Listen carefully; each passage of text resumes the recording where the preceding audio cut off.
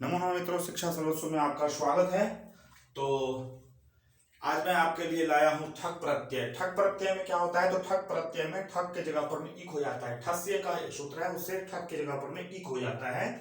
तो इसका नियम क्या है, हम नियम देखेंगे, उसके बाद उदाहरण देखेंगे, उसके बाद फिर प्रयोग देखेंगे। तो अब यहां पर देखेंगे आप नियम क्या है, क्या कहता है कि ठक प्रत्ययांत शब्द क्या है, तो विशेषण हो जाता है।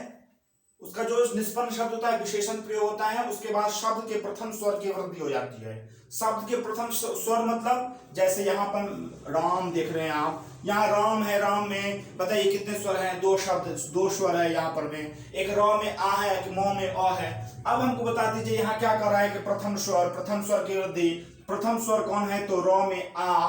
प्रथम स्वर कौन है, र में आ। यहाँ देख रहे हैं ना, पहला एक स्वर है आ, दूसरा है फिर दूसरा पहला है र, उसके बाद फिर आ, फिर म, फिर अ। यहां पर प्रथम स्वर कौन हो गया आपका, आ जो है र में आराम। मतलब क्रम में जाने के से यहां मैं यदि बोलूं आपको प्रथम व्यंजन कौन है, आप क्या बोलेंगे, म। नो, गलत बात, क्या हो जाएगा, र। तो आप उसी तरह बोलेंगे कि प्रथम स्वर मतलब शब्द के प्रथम स्वर हो गया र, र का आ, राम। ठीक है ना, यहां पर में आपका हो गया। नेक्स्ट में हम देखेंगे प्रथम स्वर में क्या क्या रहना चाहिए, तो यहां अ या आ यदि रहेगा तो आ हो जाएगा। ई या ए रहेगा तो क्या हो जाएगा, ऐ की मात्रा। उ या ओ रहने पर क्या हो जाएगा, औ हो जाएगा। री रहेगा तो क्या हो जाएगा, आर हो जाएगा। बात समझ गए, कहां पर में, तो प्रथम स्वर में यदि ये सब रहेंगे तो ये सब हो जाएगा क्रमशः। अब हम देखेंगे यहां पर धर्म, उदाहरण देखेंगे। उदाहरण आप देख रहे हैं कि धर्म शब्द है, यहां पर में क्या है, धर्म शब्द है। क्या कहा, शब्द के प्रथम स्वर की वृद्धि।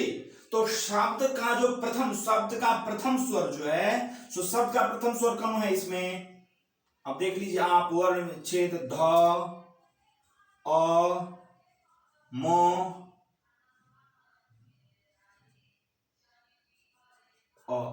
ओके, ठीक है ना। धर्म, तो यहां पर मैं धर्म, ध में अ, फिर र, फिर म, फिर अ। ओके, यहां प्रथम स्वर कौन मिल रहा है आपको, प्रथम स्वर यहां अ है।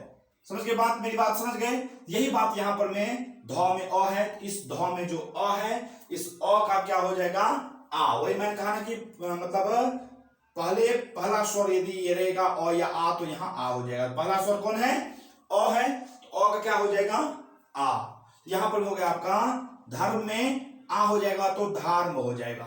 ठीक, क्या हो जाएगा, देख लीजिए यहां पर में एक जगह देख लेंगे, सब जगह समझ जाएंगे। धर्म में अ का आ हो जाएगा तो धार्म।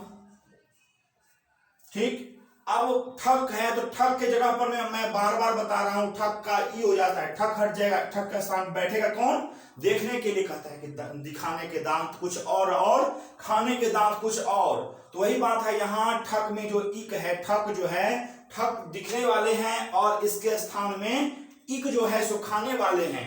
ठीक ना, तो यहां पर में ठक का इक हो जाएगा, तो यहां क्या कर देंगे हम, इक कर लगा देंगे इसमें। तो धर्म में इक करेंगे तो यहां पर धर्म और इक, तो धार्मिक हो गया ना, बराबर धार्मिक। ठीक, धार्मिक, और इसको बस हम पुल्लिंग में कर देंगे तो हो गया आपका धार्मिक। समझ गए बात, नहीं समझेंगे तो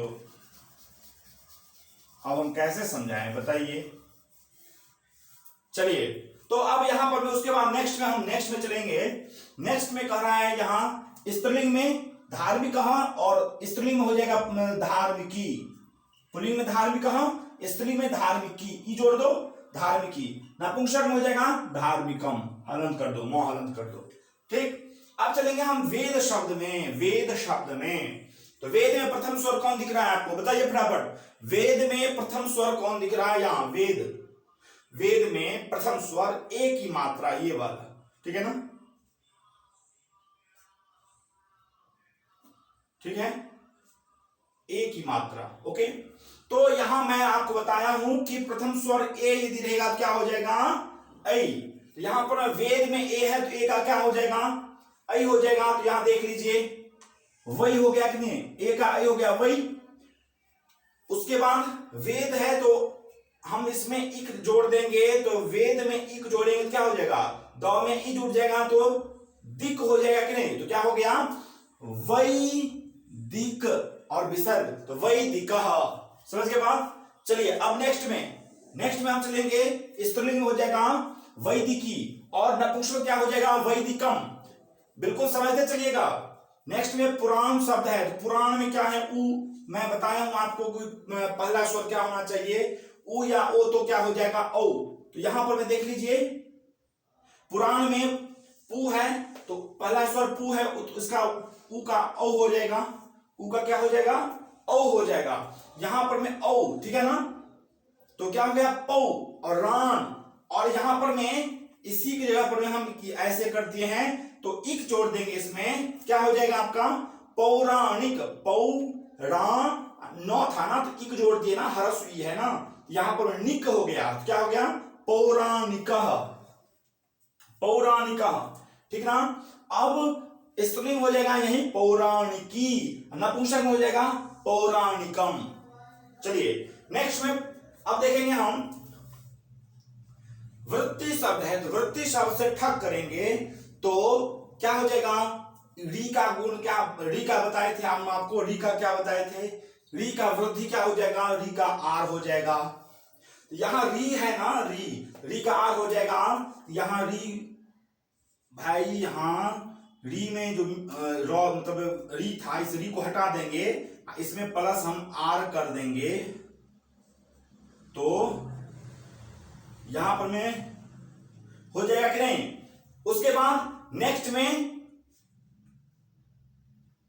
क्या कर देंगे, यहां वह हट जाएगा यहां से, ठीक। चलिए थोड़ा सा ओके, तो यहां पर भी हो गया बात, बस समझ गया, री का आर हो गया तो वार हो गया, और ती और यहां पर में इक जोड़ देंगे तो वार्तिकः, ठीक। उसी तरह वार्तिकी और वार्तिकम। नेक्स्ट में कृत शब्द है, कृत शब्द से री का करेंगे, री का आर करेंगे तो कार हो जाएगा, री हटा देंगे यहां से, और प्लस आर प्लस तो और प्लस इक, बता दीजिए क्या होगा फटाफट बताइए। तो क में आर कार और तो कार्ति कह हो गया कि नहीं, कार्तिक। अब बताइए इसी के लिए आप परेशान हैं। अब देखिए यहां पर में सेम यही बात, सेम बात यहां भी सेम बात है,